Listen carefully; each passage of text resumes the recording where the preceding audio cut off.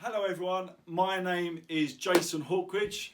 I'm a local artist in Waltham Forest in London. You're in my studio in Copper Mill Lane in the Mill, and you are back watching session 2 of drawing the hands. Last week we drew the hands like this, just palm, using a simple grid and graph system. We're going to use the same system, but this week using foreshortening. So grab your pencils and paper and good luck. Okay, so last week I showed you the bones of the hand, 27 in each hand. And I mentioned that having these hands to look back on are a very valuable piece of research for you, to look at these and to keep this in mind. Especially last week we were drawing the palms, just using simple structures to build the palms and the fingers like this. But this week we're doing the foreshortening. So keeping these in mind when you're drawing the hand is really, really valuable.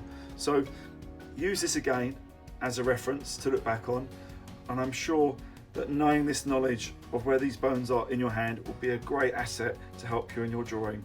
All the best, guys. Good luck.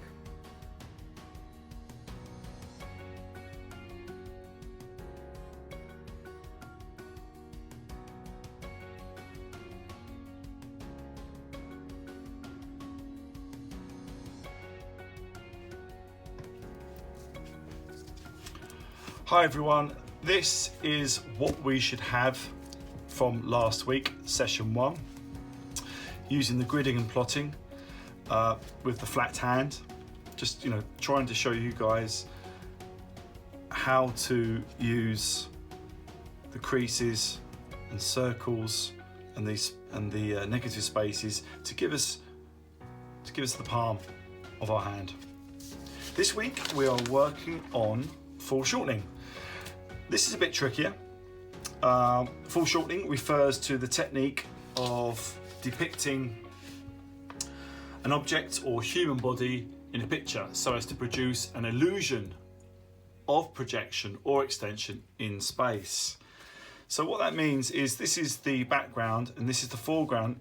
Really difficult to draw without using some guide. I find when I'm drawing life drawing today, I'm still using these lines, even though they're in my mind. I'm still running those gently and delicately in these little ghost lines. This very delicate line that I always like to use first, and then the medium, remember, and the thick one. So let's crack on and let's see how it goes with drawing some foreshortening. So I'm going to aim to draw my hand again like this and show you step by step how to achieve this. It does take a bit of time, and like before, may need some practices, but get your hand to a position that you kind of like. I like it like this. So you've got 3 different stages of foreshortening. But this thing, I think, is quite important to keep this fairly more or less flat, because that's the key, like before, that led to all the information. Okay, so I'm going to use my hand like this. I'm just going to offer it up and put some little marks just to remind me where a few things are.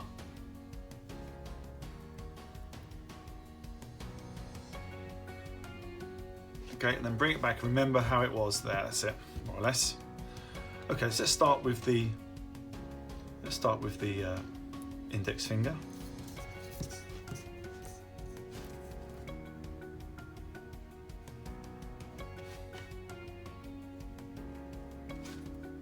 Nice and light, like I said before.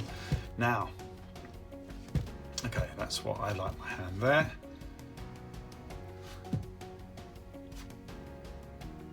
Okay, so that negative space, let's try to get that as best you can. So okay, that starts there and then it goes up into there. Now for me, this is halfway before I can see the knuckle, so I'm just going to draw the space there, roughly there, on that number. Now it's halfway, I'd say for me, the tip of this is halfway there. So again, just a little gentle reminder there, and then put that in. Now I've got, hopefully, that part of the finger nailed.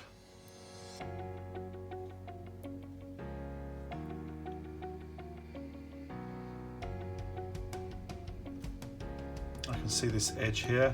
I can see the crease under the hand there, round, down, in there. Okay, great. Now, bringing that across, bringing this down, trying to keep it equal as best you can.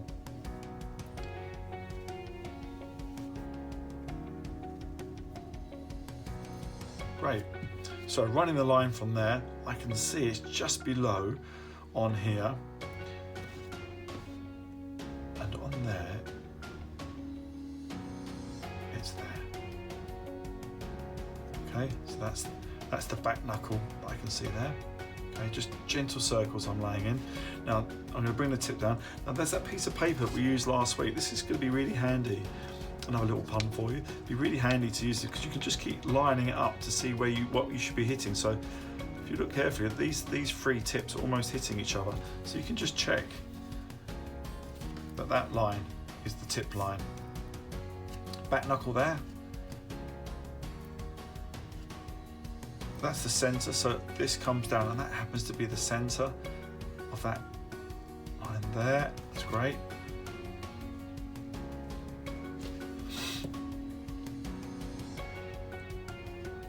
And it's on the edge of that one there, so again in line there.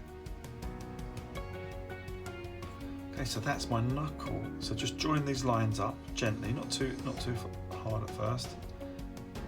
And look where that centre, that circle is there. It just comes in there and then around there. Great. Okay, now you can use the back knuckle again down there. You can. So what's happening, so every time you place something, you just draw the points and then they will give you the answers for the next piece of information. So now we're onto this tip. So going down there, I know that the tip of here is just above that next knuckle there. Great.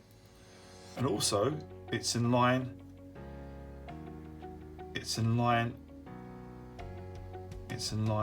with that under there. Okay, so that's that, which is great. Pull that down, and then there's another circle here. Sorry, it's just a bit back here, sorry, and then there's the tip that just hangs over slightly. So again, join them up.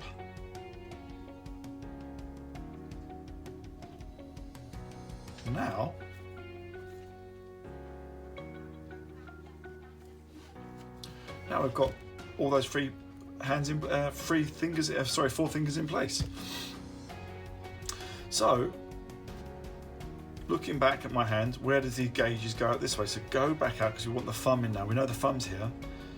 Let's take the tips of these fingers. Let's take the tips and even the knuckle information as well. And we can run this information back into the art to give us the answers here. So we know here, this crease is in line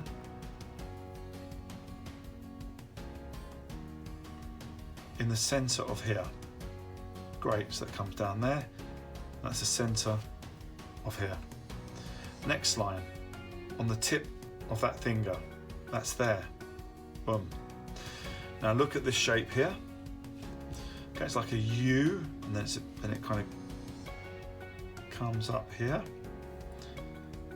down, and it's kind of more straight, and then it just flattens out to the thumb edge there.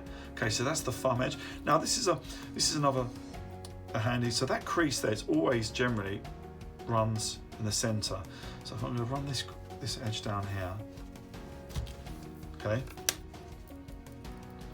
Now on the edge of the thumb, there's a nice crease of my thumb. I'm using these creases here. I'm just going to check that. What's that measurement there? Okay, that's there. Okay, I'm kind of happy with that there. So we're back down here now. That's coming. Again, separate it into sections. It's coming down there. And that again is in line with here. So I know that around about here, it then starts to taper off and come round. Okay.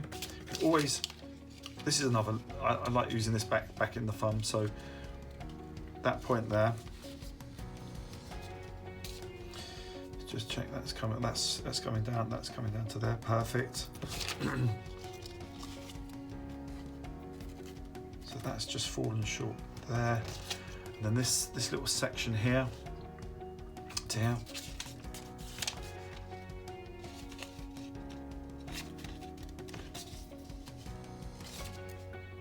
Okay, and then you've got the thumb.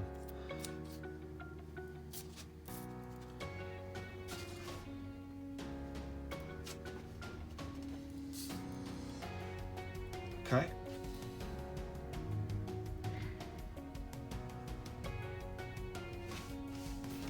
Great.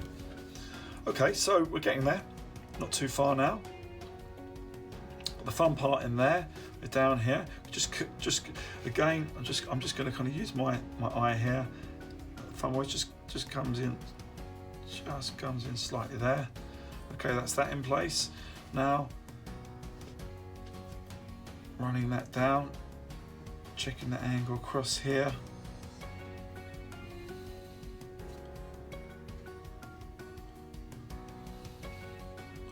I've changed my fingers, I've changed my pose slightly, unfortunately, but never mind, I can get that back. Notice the crease comes under there. Okay. A little measure from the crease here. Back to that, that's about right there. Yeah, I'm quite happy with that.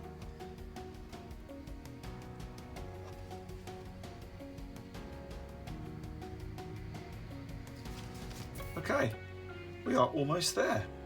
Now, I'm just going to go around. I'm quite happy. I'm just going to thicken some of these lines up, and the nails, obviously. So back in the nails. Dum, dum, dum.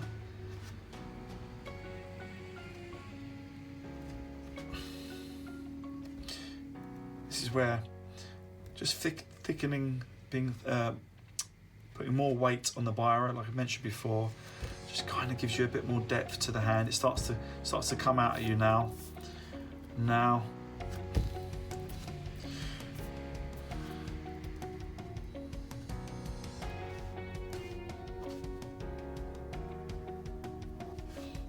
Okay. There we go. You can do a bit more shading. It's nice to do a bit of shading. Now next week I'm going to show you how to shade and also how to draw hopefully two hands together, but using one hand and then taking the same piece of information from that hand to the next one. So we've got two hands. Basically both hands are always fairly identical. Difficult to draw your left hand or your right hand, but whichever hand you draw with. And then hopefully I'm going to be able to show you a nice exercise of taking this information and transferring it to the next page. Okay guys, that's more or less what we've got there. Again, it was always using the information that's next to the original drawing. So we started with number 1, then 2, and drawing the lines down. They gave us these circles. Then the third digit, 1, 2, 3, 4, each digit gave the information for the next finger by using these vertical and horizontal lines. Okay guys, well done. Thanks for watching, and I look forward to seeing you next week. Thanks a lot, take care, God bless, bye bye.